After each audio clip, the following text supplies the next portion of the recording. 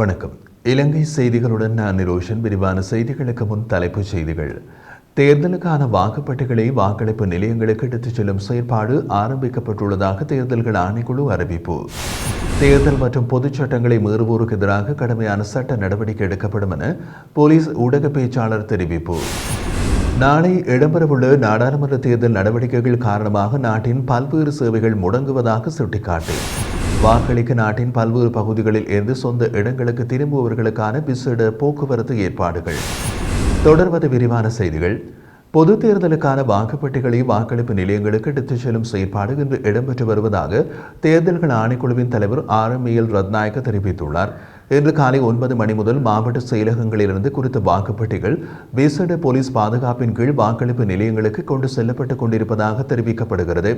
அதன்படி முல்லைத்தீவு மாவட்டத்தின் 137 வாக்களிப்பு நிலையங்களுக்குரிய வாக்குப்பட்டிகள் முல்லைத்தீவு மகா வித்தியாலயத்திலிருந்து அனுப்பி வைக்கப்பட்டுள்ளது.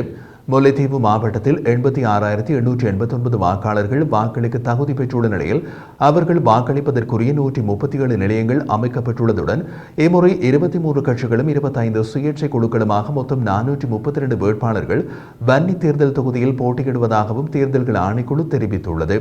குறித்த தேர்தலில் 1653 அரச உத்தியோகத்தர்கள் கடமையில் ஈடுபட்டுள்ளதுடன் 500 போலீசாரும் பாதுகாப்பு கடமையில் ஈடுபட்டுள்ளமை குறிப்பிடத்தக்கது. இதேவேளை கடந்த ஜனாதிபதி தேர்தலில் பயன்படுத்தப்பட்ட வாக்குப்பட்டிகளிலேயே பொது தேர்தலும் பயன்படுத்தப்படுகிறது. மொத்தமாக 15,000 வரையிலான வாக்குப்பட்டிகள் பயன்படுத்தப்பட உள்ளதாக தேர்தல்கள் ஆணைக்குழு அறிவித்துள்ளது. நாளை வியாழக்கிழமை 10வது நாடாளுமன்ற பொது தேர்தல் நடைபெறவுள்ள நிலையில் 160 நாடாளுமன்ற தொகுதிகளில் இருந்து 196 பேர் நேரடியாகவும் 29 பேர் தேசிய பட்டியலூடாகவும் நாடாளுமன்றத்திற்கு தெரிவாக உள்ளதுடன் 17.1 மில்லியன் மக்கள் இம்முறை வாக்களிக்க உள்ளமையும் குறிப்பிடத்தக்கது. தேர்தல் பணிகள் மற்றும் பாதுகாப்புக்காக போலீசார் உட்பட முப்படையினர் உள்ளடங்கலாக சுமார் 90,000 பாதுகாப்பு உத்தியோகத்தர்கள் கடமையில் ஈடுபடுத்தப்பட்டுள்ளதுடன் தேர்தல் மற்றும் பொதுச் சட்டங்களை மீறுவோருக்கு எதிராக கடுமையான சட்ட நடவடிக்கை எடுக்கப்படும் என போலீஸ் ஊடக பேச்சாளரும் பிரதி போலீஸ் மா அதிபருமான சட்டத்தரணி நிகால் தல்துவ தெரிவித்துள்ளார். தொடர்ந்தும் தெரிவித்திருந்த அவர் வாக்களிப்பு முடிவடைந்த பின்னர் விசேட பாதுகாப்பு ஏற்பாடுகள் செயற்படுத்தப்படும் என்பதோடு தேர்தலுக்கான அறிவிப்பு விடுவிக்கப்பட்ட காலத்தில் இருந்து நேற்று வரை தேர்தலுடன் தொடர்புடைய பாரதூரமான சம்பவங்கள் எதுவும் பதிவாகவில்லை. கடந்த காலங்களை காட்டிலும் இம்முறை சுமூகமான தன்மையே காணப்படுகிறது என்றார்.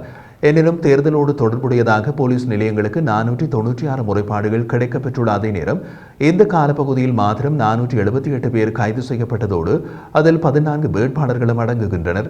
அத்துடன் 116 வாகனங்கள் போலீசாரின் பொறுப்பில் எடுக்கப்பட்டுள்ளன.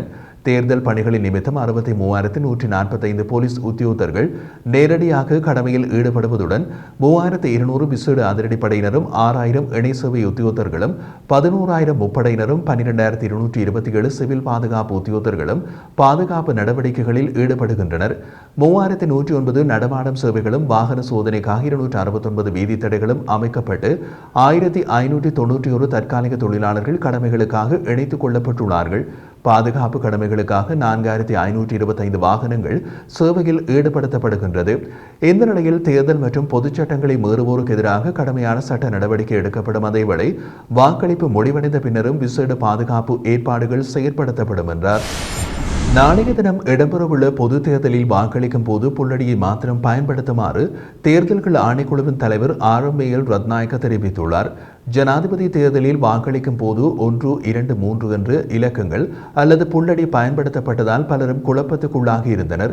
எவ்வாறாயினும் நாளைய தினம் இடம்பெறும் பொது தேர்தலில் வாக்களிக்கும் போதும் விருப்பு வாக்குகளை வழங்கும் போதும் புல்லடியை மாத்திரமே பயன்படுத்த வேண்டும். எனவே உரிய முறைகளை பின்பற்றி அளிக்கும் வாக்கினை செல்லுபடியாகும் வாக்காக வாக்காளர்கள் மாற்ற வேண்டும் என்றும் தேர்தல்கள் ஆணைக்குழுவின் தலைவர் தெரிவித்துள்ளார்.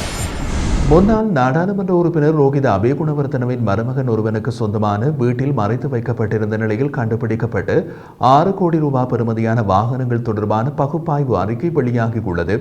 அதன்படி பதிவு செய்யப்படாத BMW ரக கார் மற்றும் மிட்சுபிஷி ரக ஜீப் வண்டிகள் திருடப்பட்டவை என்று அரசு ரசாயன பகுப்பாய்வு அறிக்கையில் உறுதிப்படுத்தப்பட்டுள்ளது. இந்த BMW கார் சுங்கம் அல்லது மோட்டார் போக்குவரத்து திணைக்களத்தில் பதிவு செய்யாது பல சந்தர்ப்பங்களில் வாகனங்களின் பாகங்களாக இறக்குமதி செய்து சட்டவிரோதமாக பொருத்தப்பட்டுள்ளதுடன் மிட்சுபிஷி ஜீப் வண்டி ஆரம்பத்தில் வெள்ளை நிறத்தில் காணப்பட்ட நிலையில் பின்பு நீல நிறத்தில் வர்ணம் பூசப்பட்டு செசி இயக்கம் போலியாக பொருத்தியுள்ளதாகவும் அறிக்கை தெரிவிக்கிறது. இந்த நிலையில் சந்தேக நபருக்கு எதிராக கண்டி குற்றப்புலனாய்வு பிரிவு நீதிமன்றத்தில் நேற்று காரணிகளை முன்வைத்ததை தொடர்ந்து சந்தேக நபருக்கு வெளிநாட்டு பயண தடை விதிக்கப்பட்டுள்ளதாகவும் விசாரணை பிரிவுகள் தெரிவிக்கின்றன. மேலும் சந்தேக நபரை கைது செய்வதற்கான மேலதிக விசாரணைகள் தற்போது விரிவாக இடம்பெற்று வருகின்றதாகவும் தெரிவிக்கப்படுகிறது.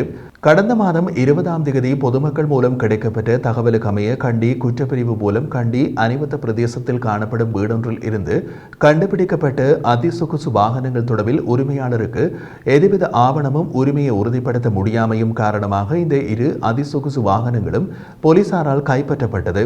வீட்டின் உரிமையாளரான இசுரு சேரம் சத்தாதிச என்பவர் கண்டி குற்றப்பிரிவினரிடம் இது தொடர்பாக வழங்கியிருந்த வாக்குமூலத்தில் இந்த வாகனங்கள் தொடர்பாக எதுவித தகவலும் தெரியவில்லை எனவும் நெருங்கிய நண்பர் ஒருவர் மூலம் இந்த வாகனங்கள் தனது வீட்டில் கொண்டு வந்து விடப்பட்டதாகவும் குறிப்பிட்டிருந்ததோடு வாகனங்களுக்கு சொந்தமான ஆவணங்களை விரைவில் போலீசாரிடம் ஒப்படைப்பதாகவும் உறுதியளித்திருந்தார்.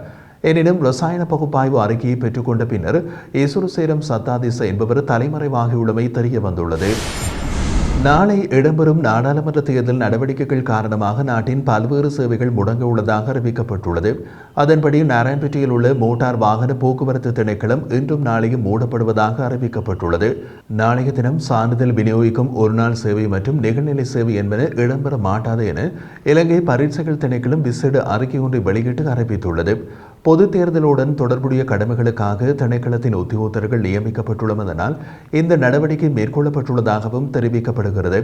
அத்துடன் நாளை நடைபெறவுள்ள பொது தேர்தலை முன்னிட்டு நாடளாவிய ரீதியில் உள்ள அனைத்து பாடசாலைகளுக்கும் இன்று விடுமுறை வழங்கப்பட்டுள்ளதாக கல்வி அமைச்சு தெரிவித்துள்ளது.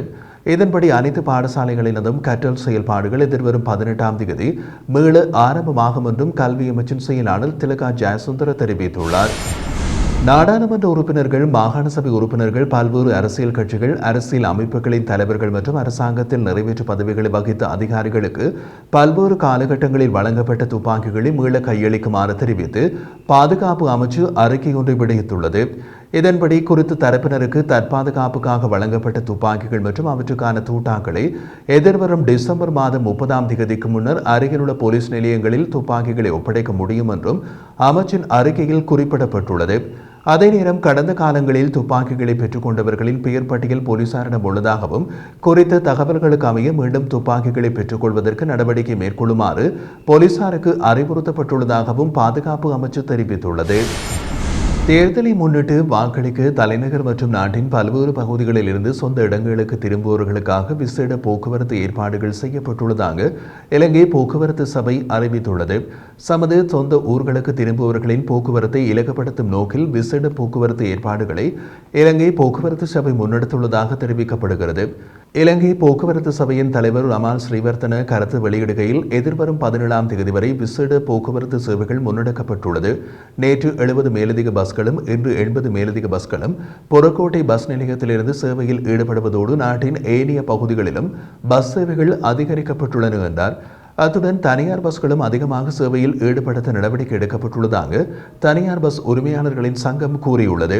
அதே நேரம் கொழும்பு முதல் காங்கேசன்துறைக்கு வழமையாக இயக்கப்படும் யாழ்தேவி மற்றும் தபால் ரயிலில் மேலதிக ரயில் பெட்டிகள் இணைக்கப்பட்டுள்ளதுடன் பயணிகளின் தேவைகளுக்கு ஏற்ப நாடு முழுவதும் ரயில் சேவைகள் அடுத்த சில நாட்களுக்கு விசேட ரயில்கள் இயக்கப்படும் எனவும் ரயில்வே துணை முகாமையாளர் MNJ இந்திபோலக குறிப்பிட்டுள்ளார்.